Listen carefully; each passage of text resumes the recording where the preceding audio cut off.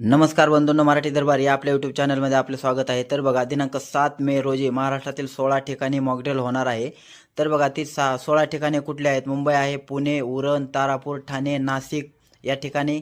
तसेच बघा, रोहा, नागोठणे, मनमाड, सिन्नर, पिंपरी चिंचवड, संभाजीनगर, भुसावळ या ठिकाणी मॉकड्रिल होणार आहे। तसेच अजून 4 शहर आहेत बघा, रायगड आहे, रत्नागिरी आहे, सिंधुदुर्ग आहे आणि स्थळ वायशेत या महाराष्ट्रातील 16 ठिकाणी मॉकड्रिल होणार आहे। आता मॉकड्रिल म्हणजे काय हे आपण पाहूया। तर बघा, जर शत्रूने एखादं शहर किंवा एखाद्या गावावर हल्ला केला तर सामान्य जनतेने त्या परिस्थितीला कसं तोंड द्यायचं, काय काळजी घेतली पाहिजे यासाठी घेण्यात येणारी आपत्कालीन चाचणी म्हणजे मॉकड्रिल होय। आता या मॉकड्रिलमध्ये नागरिकांनी काय काळजी घ्यायची आहे आणि याच्यामध्ये काय होणार आहे तर ते आपण पाहूया। हे प्रत्येक नागरिकांनी लक्षात ठेवायचं आहे। तर याच्यामध्ये बघा, नागरिकांना अलर्ट करण्यासाठी एक सायरन वाजणार आहे।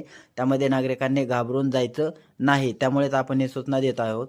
तसेच जर परिस्थिती उद्भवली तर नागरिकांना ऑफिस किंवा घरातून बंकर किंवा या सेफ ठिकाणी नेलं जाणार आहे। रस्त्यावर कडक बंदोबस्त असताना आर्मी देखील म्हणजे आर्मीचे जवान देखील पोलिसांसोबत रस्त्यावर असणार आहेत।